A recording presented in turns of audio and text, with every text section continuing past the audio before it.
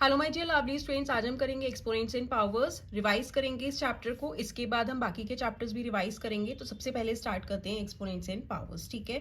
और इस चैप्टर के एक्सरसाइजेस के सॉल्यूशंस आप चैनल की प्लेलिस्ट में जाकर देख सकते हैं। रिवीजन क्लास है ये। सबसे पहले हमको क्या पता होना चाहिए, इसमें लॉस पता होने चाहिए किसके, एक्सपोनेंट्स की, ठीक है। एक्सपोनेंट क्या होती है, हमारी पावर। जैसे मैंने यहाँ पे लिख दिया a रेज टू की पावर n। अब आप इसे रीड कैसे करोगे, a raise to the power n। a क्या है हमारा, यहाँ पे बेस है, ठीक है। एंड n क्या है, यहाँ पे एक्सपोनेंट है, पावर है। आप एक्सपोनेंट भी कह सकते हैं एंड पावर भी कह सकते हैं।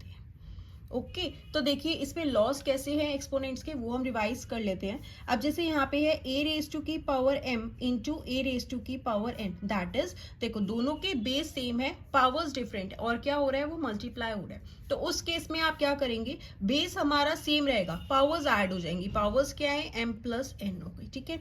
ये हमारा फर्स्ट लॉ हो गया। अब हम इसका एग्जाम्पल ले लेते हैं। 2 की पावर है 2 इंटू 2 की पावर है 3। तो अगेन देखो दोनों के बेस सेम है, बेस एज इट इज आ जाएगा, और मल्टीप्लाई हो रही है, पावर्स को आप ऐड कर देंगे। 2 प्लस 3 हो गया, दैट इज यहाँ पे क्या हो गया, 2 रेज टू की पावर 5। ओके जब भी मल्टीप्लाई हो रहा है, बेस सेम है, तो आप पावर्स को ऐड कर देंगे। अब सेकंड में हम डिवाइड कर देंगे, a की पावर m है और डिवाइडेड बाय a की power n, that is again base same है, पावर्स डिफरेंट है और डिवाइड हो रहा है। तो उस केस में क्या करेंगे, बेस आपका सेम रहेगा, पावर्स को आप माइनस कर देंगे, m माइनस n, ठीक है। अब जैसे यहाँ पे ले लिया 2 की पावर 5 है डिवाइडेड बाय 2 की पावर 3। अब ये डिवाइड हो रहे हैं, बेस सेम है, बेस सेम हो गया, पावर्स माइनस हो जाएंगी, 5 माइनस 3 हो गया। तो यहाँ पे क्या हो गया, 2 की पावर हो गई 2, ठीक है। अगर देखो मैं यहाँ पे लिखूं 2 की पावर 3 डिवाइडेड बाय 2 की पावर 5, अब अगेन बेस सेम है 2। अब हमें क्या करना है, इनकी पावर्स को माइनस करना है। तो फर्स्ट है 3 एंड नेक्स्ट पावर है मेरी 5। अब 3 माइनस 5 तो क्या हो जाएगा, 2 की पावर 2, लेकिन साइन किसका आएगा, माइनस का, क्योंकि ग्रेटर वैल्यू का साइन आता है। तो ग्रेटर वैल्यू 5 है, उसके साथ माइनस का साइन है, तो यहाँ पे क्या हो जाएगी, 2 की पावर माइनस 2 हो जाएगी। ओके ठीक है, ये इसके एग्जाम्पल्स हो गए। अब हम आते हैं थर्ड लॉ पे। देखिए जब भी a की पावर m है एंड इस पूरे की पावर n है, दैट इज क्या करेंगे, a पावर्स को आप मल्टीप्लाई कर देंगे m इंटू n, ठीक है। यहाँ पे एग्जाम्पल्स ले लेते हैं, ठीक है। जैसे यहाँ पे है 2 की पावर 3 इस पूरे की पावर 2 है, अगेन 2 पावर्स मल्टीप्लाई हो जाएंगी, 3 इंटू 2 क्या हो गया, 6, दैट इज 2 रेज टू की power 6 is the answer. Okay तो अगेन अगर एक और ले ले, 3 रेज टू की पावर 2 इस पूरे की पावर 4 है, दैट इज 3 पावर्स मल्टीप्लाई हो गई, 2 into 4 that is 3 raise to की पावर 8। ओके इसका मतलब क्या है, 3 रेज टू की पावर 2 4 टाइम्स है, इसे हम 4 टाइम्स मल्टीप्लाई करें, दैट इज 3 रेज टू की पावर 2 इंटू 3 रेज टू की पावर 2 इंटू 3 रेज टू की पावर 2 इंटू 3 रेज टू की power 2। That means 3 raise to की पावर 2 को हम कितनी बार मल्टीप्लाई कर रहे हैं, 4 टाइम्स। अब देखो इन सबके बेस सेम है, जब बेस सेम होते हैं और मल्टीप्लाई होते हैं तो पावर्स क्या होती है, ऐड हो जाएंगी, दैट इज, तो पावर्स ऐड कर देते हैं, 2 इंटू 4, 4 इंटू 6, 6 इंटू क्या हो जाएगा 8, 3 रेज टू की पावर 8। ओके ये थी थर्ड लॉ। अब फोर्थ लॉ देख लेते हैं, a की पावर m इंटू b की पावर m। अगेन देखो यहाँ पे क्या है, बेस डिफरेंट है, पावर सेम है, तो क्या करेंगे, बेस को मल्टीप्लाई करेंगे, a इंटू बी हो गया, पावर हमारी एज इट इज आ जाएगी, ठीक है। जब बेस सेम थे, पावर्स डिफरेंट थी, तो हमने पावर्स को ऐड किया। यहाँ पे हमारे बेस डिफरेंट है, पावर सेम है, तो पावर एज इट इज आ जाएगी, बेस को हम मल्टीप्लाई कर देंगे, ठीक है। एग्जाम्पल्स ले लेते हैं।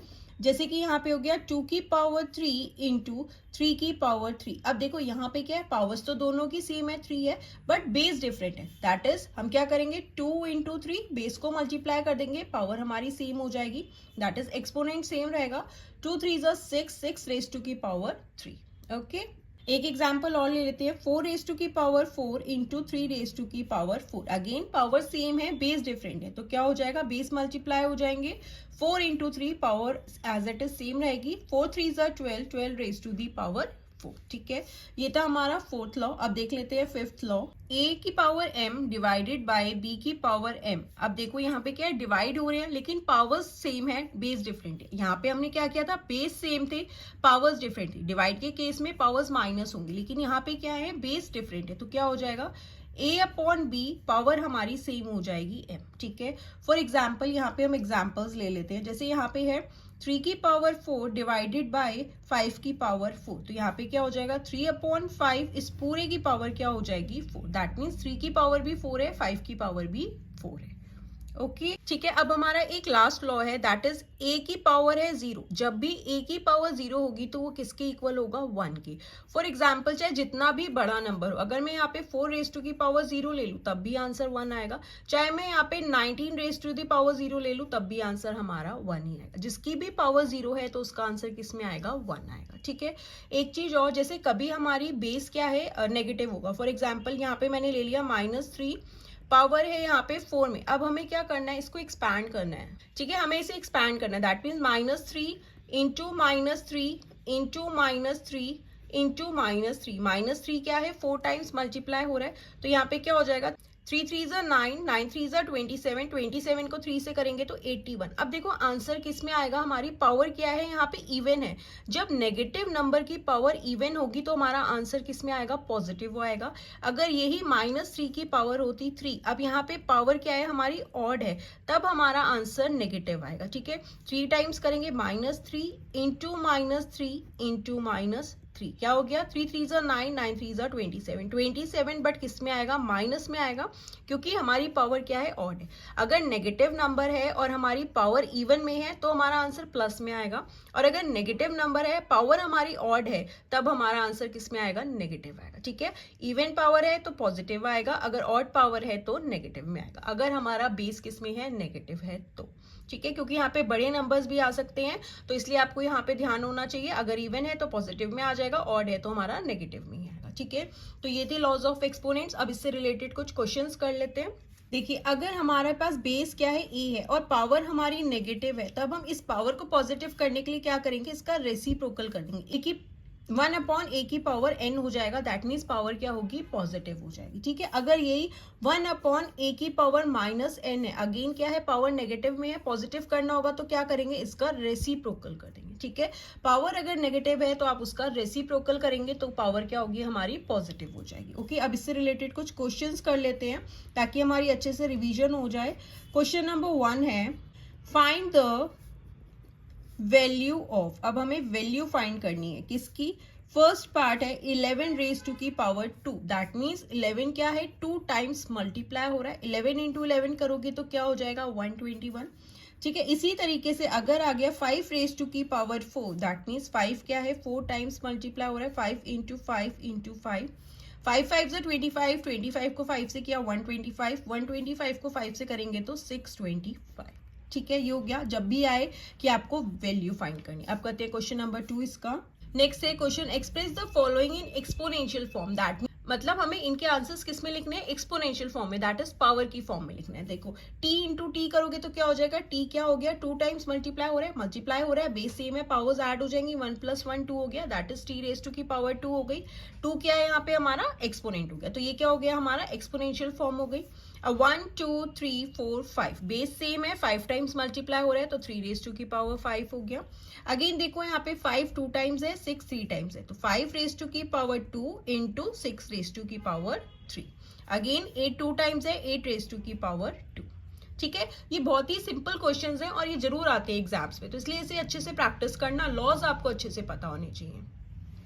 नेक्स्ट है question number 3, express the following numbers as a product of powers of prime factors. अब क्या है, हमें यहाँ पे एक नंबर दे रखा है, हमें क्या करना है, इसका प्रोडक्ट निकालना है और पावर में हमें आंसर देना है। देखिए 72 का कैसे करेंगे, पहले हम इसके प्राइम फैक्टर्स निकालेंगे, फैक्टराइजेशन कर देते हैं। 72, 2 3 6, 1 बचेगा, 2 6 12, 2 1 2, 2 8 16, अगेन 2 9 18, 3 3 9, 3 1 3। ठीक है, अब जो जो फैक्टर्स हैं यहाँ लिख लेते हैं।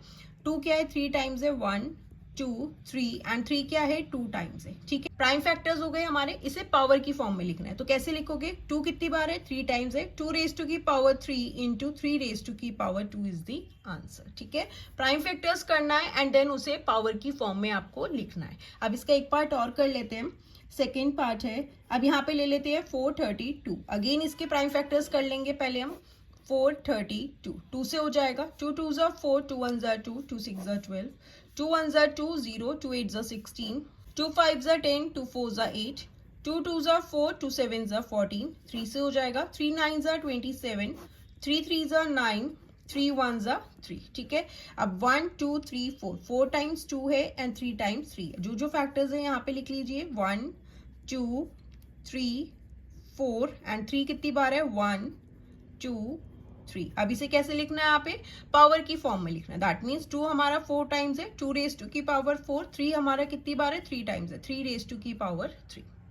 ओके स्टूडेंट्स, इस टाइप के क्वेश्चंस आएंगे। आगे के क्वेश्चंस हम नेक्स्ट वीडियो में कंटिन्यू करेंगे एंड आप इस चैप्टर के एक्सरसाइजेस के सॉल्यूशंस चैनल की प्लेलिस्ट में जाकर देख सकते हैं। Bye bye, take care.